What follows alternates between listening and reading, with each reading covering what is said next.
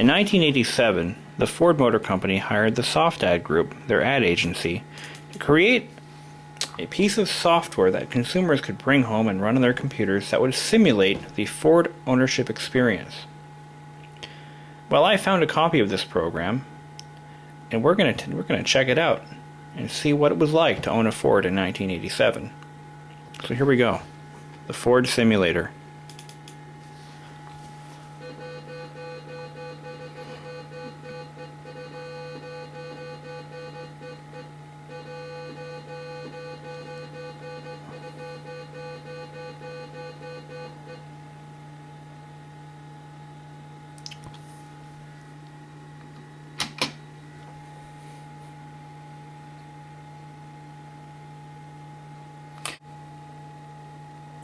You have a few options in the main menu. You have your Ford simulator, the buyer's guide, and the customer response section. So let's go ahead and take a look at the buyer's guide. Now this is of course from 1987, so this shows all of the models and their details from the 1987 model year. This is of course back when Ford was selling the Merkurs, which are a German-built Ford in the US. Go ahead and press the space bar here. Oh, these are 1988 models with their list prices. Ford Aerostar wagon was $12,263. Ford Bronco was $16,500. And you can go down the list here. Ford Escort GL $69,499. Wow. Now the Festiva was only $100 cheaper, $150 cheaper. Not bad. More models. Oh, let's see what else we got. Oh, they have Lincolns too. Oh my God, Lincoln Town Car was $25K back then, or $24,300, I should say. Nice. So you can pick any model you want. Oh, the Merkur XR4Ti was $19,065. Let's take a look at the Lincoln Town Car, $24,000 vehicle. Add option package as individual. Let's see, let's do options. So you can basically, this is basically a precursor to what we have today where we can build cars on the web. Power deck lid pull down, 6-way power passenger seat, dual illuminated mirrors. Man, these are standard equipment on Hyundai Excels now. But you can add different options. So we're going to add the coach roof.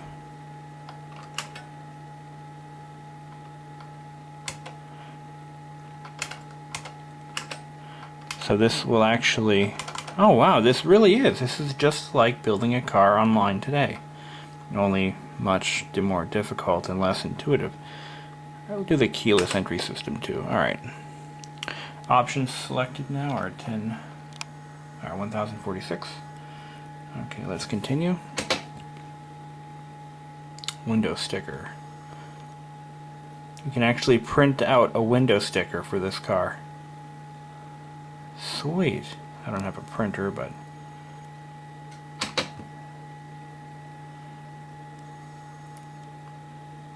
total packages, estimated down payment. I can figure out my payments from here too. Let's see. I'm going to do $1,000 down. Trade-in allowance. I don't have a trade-in, so percentage rate. Let's do 5%. Okay. Estimated monthly payments, $25,419. Oh, I have to add payment terms. Let's do 60 months. Oops, what did I do? Okay, so now it'd be $424 a month. But I lost my down payment information. Oh, there we go. There we go. Percentage rate. 6%. Or no, you're going to do 5%. There we go. Now we're working. And that's your typical payment calculator. So that's pretty cool, actually. That actually is probably the only useful part of this entire program. Let's go back to the simulator. I want to show you just how bad this simulator really is. And again, if this is anything like driving a real Ford, I'm surprised they didn't go out of business in 1988. I mean, this is just plain sad. So we're gonna do the. Why don't we do the touring? I'm gonna tell you this is bad. So why don't we test drive? Is that all that's here? Yeah, that's all we have. Let's do the Ford Escort, a fine product in its own right. Okay, you got the nice corny Ford logo there. We got the whole dashboard to our in front of us with a digital speedometer. Really? On an Escort? Okay. Press I to start car. Now this next thing I'm going to show you is, well, it actually asks you to fasten your seatbelt. We're in for a majorly bad ride. By that I mean dangerous. Okay, here we go. Hold down the caps lock key to move forward. Oh my god, this thing sucks. We have a manual transmission. You have to use the number keys to change gears. 1, 2, 3, and 4. Now you can let go of the, as you can see, I'm not holding on the caps lock key, so the car's not stopping. This tells me that Ford actually had the same problem that Toyota's been having with the stuck accelerators.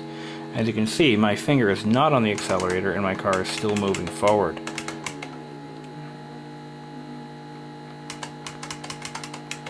So I guess you have to, yeah, that's how you do it. You have to ditch the car in the grass like that, and that'll slow it down.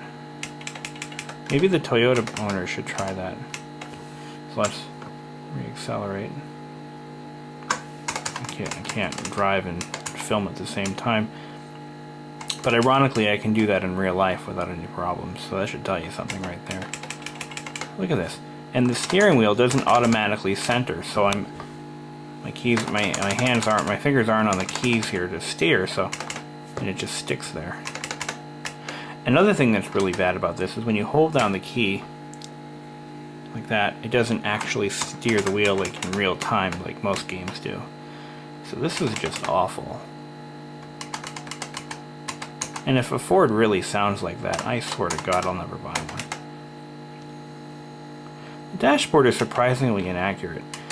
First of all, the Escort didn't have a digital speedometer, and second of all, the dash didn't even look like that. This has a digital climate control system. On a $6,000 Ford Escort? I don't think so.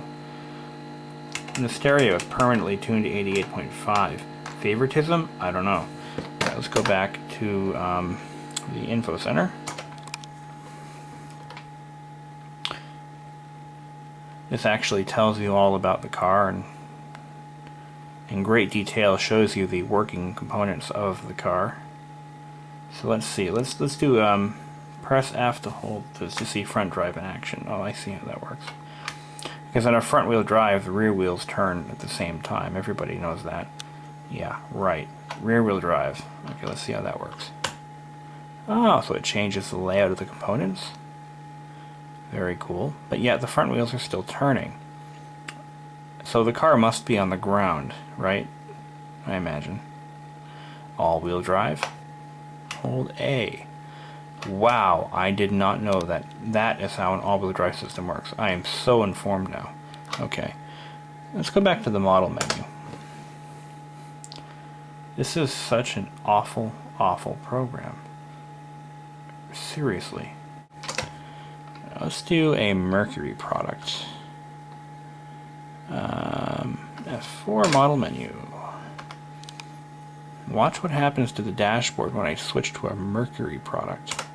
Let's do the Mercury Topaz. Same dashboard. What's that?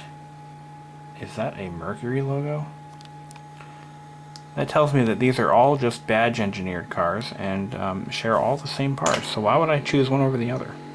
Same options. If I can get a digital climate control, an AM/FM cassette stereo, and a digital speedometer on any car, why would I spend the extra money? Huh. I have to fasten my safety belt. Can't wait. This is going to be a ride of our lives here. Is this an automatic? Oh, this one's finally an automatic, so I don't have to shift gears. Piece of shit. Alright, here we go. Look at this. Look at how slow this car is. I mean, God. My scooter was faster. Oh, look at that. I'm telling you, if Fords are really this bad,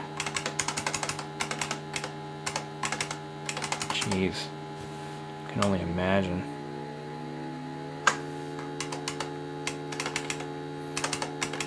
Well, let's see what else this wonderful program offers.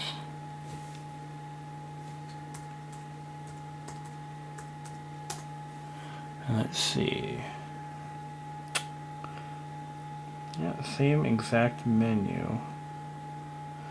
Let's go back to the test track menu. We're going to do a 0 to 60 test. Oh yeah, you can press 1 or the 1, 2, 3, or 4. Let's do the drag strip. And I think we're going to test a Mustang because those are awesome cars. Everybody knows that. Oh, once again, same dashboard. What's up with that?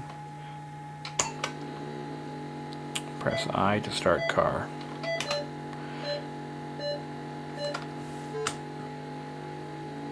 Are you kidding me? Is this a Mustang? What is this, a 4-cylinder?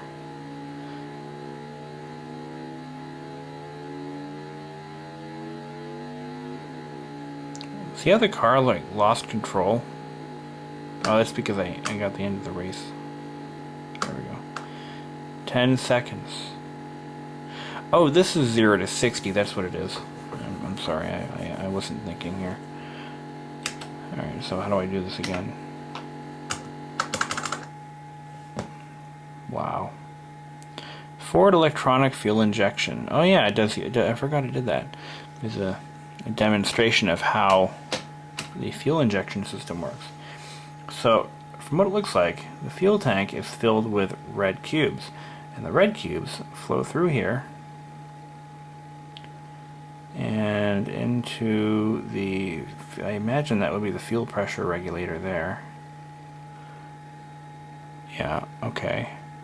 And now, then the red cubes are blasted into this guy that looks like the Stay Puft Marshmallow that zaps the computer with static electricity, and then blue cubes, which are excess cubage that don't get used, are returned to the cube tank through a variety of tubes. And that is how a Ford works. The end. Oh, there's the fuel pump. Yeah. So, the moral is, when you drive your Ford, there are cubes going through your fuel system. Cool. That's funny because a lot of the Fords from 1980s didn't even run. Huh. Sweet. Well, I guess when they do run, that's how they work. Clever. Alright, let's do the Grand Prix. Let's see how, you think that Pontiac would have sued Ford for that, Okay, Continental. Let's do a Bronco. I've driven a Bronco once and I hated it. So let's see how they really run. So, another thing about Ford is they were very insightful because they knew that in the future you could start your car with the press of a button, which is true now. Nissan's doing it on all their models now. But in this game, if you press I, your car starts. So it's like pressing a button, push button ignition. What? They were geniuses. And push button seatbelts. Maybe that's next. Maybe in another year or two we'll have push button seatbelts. Sweet. Okay, why won't the car move? Oh.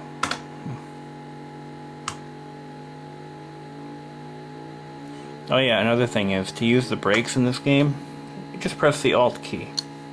So they have push button brakes too. Oh, this is getting even better. And they don't work that well because the car kind of pulled to the side. So this one has a stuck caliper. I want another car. Well, that's all we have for